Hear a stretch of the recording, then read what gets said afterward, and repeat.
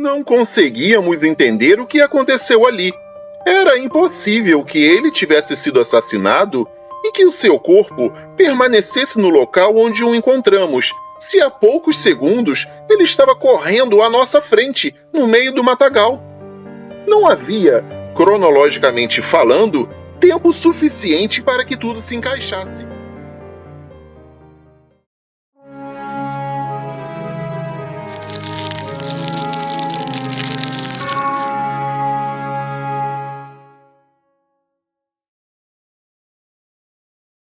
Olá para você que está aqui, escutando o meu relato.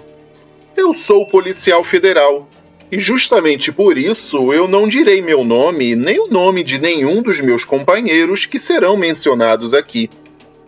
Antes de começar a contar a minha história, devo lhe dizer que também tive que pedir permissão aos meus colegas para expor esse caso, porque foi algo muito forte o que aconteceu com a gente. Estávamos em uma das cidades mais violentas do país e naquela noite fazíamos uma vigilância de rotina em uma das estradas mais perigosas da região. Depois de várias horas de ronda, estacionamos as unidades em um lugar deserto e bem afastado da área de maior movimentação da via.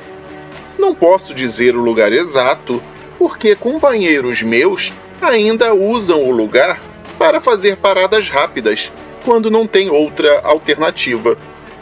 Assim, nós nos preparamos para descansar um pouco e fazer um lanche com o que havíamos comprado alguns momentos antes.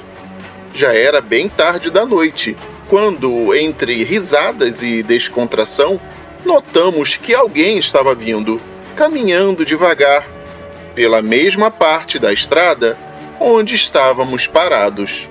Quando a pessoa passou por um dos poucos postes que iluminava a rua, notamos que se tratava de uma senhora que andava com muita dificuldade e, com sacrifício, carregava um bebê nos braços. Prontamente, nós nos oferecemos para levá-la até sua casa, em uma das viaturas. Reparamos que ela tinha um sotaque estranho e diferente de todos os que conhecíamos. Parecia não ser da nossa região, mas ainda assim conseguimos conversar com a senhora. Ela, como estava muito cansada, aceitou nossa ajuda e embarcou em uma das unidades. Então fomos levá-la, 2 companheiros e eu. Deixamos as outras viaturas no local mencionado anteriormente com os meus outros colegas. Naquela noite estávamos em uma equipe de 7 policiais, então 4 permaneceram no local. Dirigíamos devagar e avançamos cerca de 2 quilômetros pela via principal. Eu estava sentado ao lado da senhora no banco traseiro da patrulha. Sutilmente, perguntei sobre o bebê que estava com ela. Ela nos disse que era sua neta e que a sua filha havia morrido ao dar à luz. Depois de mais alguns segundos, ela nos pediu para entrar em uma rua bastante estreita à direita, e assim o fizemos. Passado alguns metros, começamos a ver algumas casas muito humildes, feitas de madeira, sucata e outros materiais. Os telhados eram mal feitos e alguns pareciam estar caindo. Quando chegamos à casa da senhora, saímos da unidade e eu, pessoalmente, carreguei o bebê para ajudar a senhora que ainda parecia estar muito cansada. Entramos pela sua modesta cozinha e ela, querendo nos agradar, nos ofereceu algo para comer. Nós aceitamos de bom grado, pois estávamos há muito tempo sem comer comida caseira. Ela nos serviu um delicioso prato de feijão com arroz e omeletes, feitos com os ovos das galinhas que ela tinha no próprio quintal. Depois ainda nos ofereceu um saboroso café. Realmente foi um banquete para nós que não tínhamos tempo para comer bem. Passado algum tempo, depois de conversar com a gentil senhora, nos preparamos para sair e voltar para a estrada para irmos de volta até aquela nossa parada, onde nossos colegas estavam esperando. Porém, quando já estávamos saindo, a senhora insistiu para que não fôssemos e ficou muito preocupada, pois era muito tarde e ela temia que acontecesse alguma coisa ruim com a gente. O tráfico de drogas era muito forte naquela área e eles se escondiam nas comunidades próximas para ver quem entrava e quem saía. Isso nos assustou um pouco, pois éramos apenas 3 e poderíamos estar em desvantagem em caso de um confronto.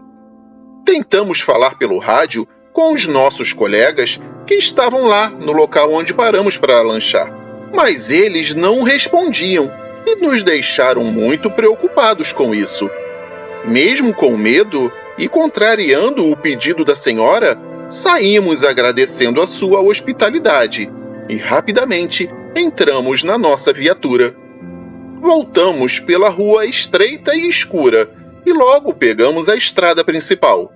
Fizemos o retorno e quando estávamos quase chegando, notamos que as unidades que haviam ficado no local estavam com o giroflex ligado. Para quem não sabe, são aquelas luzes vermelhas e azuis usadas nos veículos policiais. Aceleramos e quando chegamos, notamos que não havia ninguém a bordo dos veículos. O estranho é que as armas estavam dentro das viaturas, mas em relação aos meus companheiros, não havia um único vestígio. Nesse momento, ouvimos o som de passos rápidos, e quando olhamos ao redor, mesmo com a pouca luminosidade do ambiente, percebemos que alguém estava se deslocando apressadamente pelo mato. Também reparamos que ele estava vestindo um uniforme igual ao nosso. Obviamente, concluímos que era um dos nossos companheiros e corremos atrás dele, gritando para que ele nos esperasse. Perguntamos o que estava acontecendo e para onde ele ia, mas ele somente nos ignorava. Corríamos o mais rápido que podíamos atrás dele pela escuridão e pela extensa vegetação. Quando estávamos quase o alcançando, notamos espantados que ele havia se jogado dentro de uma vala que existia no local. Nós, cuidadosamente, descemos nessa vala para tentar encontrá-lo. E o que eu vou relatar agora foi algo que tirou todo o nosso fôlego naquela noite horrenda. Lá, dentro daquela vala, estavam todos os nossos colegas executados, incluindo aquele a quem estávamos seguindo. Não conseguíamos entender o que aconteceu ali. Era impossível que ele tivesse sido assassinado e que o seu corpo permanecesse no local onde o encontramos, se há poucos segundos ele estava correndo à nossa frente, no meio do matagal. Não havia, cronologicamente falando, tempo suficiente para que tudo se encaixasse. Quando revisamos a cena, percebemos que todos tinham marcas de tortura e um tiro clássico de golpe de misericórdia, que era o sinal das facções do tráfico que dominavam o local. Imediatamente saímos de lá, pois começamos a ouvir passos de muitas pessoas ao nosso redor. Estávamos apavorados e com medo de ficarmos no local onde estavam as viaturas. Afinal de contas, agora só havia 3 de nós, policiais. Pensando nisso, me veio à mente a ideia de nos escondermos naquela pequena moradia onde residia a velha senhora que nós tínhamos ajudado naquela noite. E como se as coisas não pudessem piorar, conseguimos nos envolver em uma outra grande confusão. Fizemos pela estrada exatamente o mesmo caminho de antes.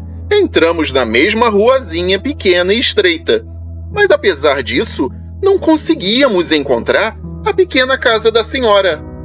Não havia como ter errado o caminho. Não havia margem para erro. Era a mesma rua que havíamos entrado anteriormente. E sabemos disso porque ainda havia as marcas dos pneus da patrulha no chão.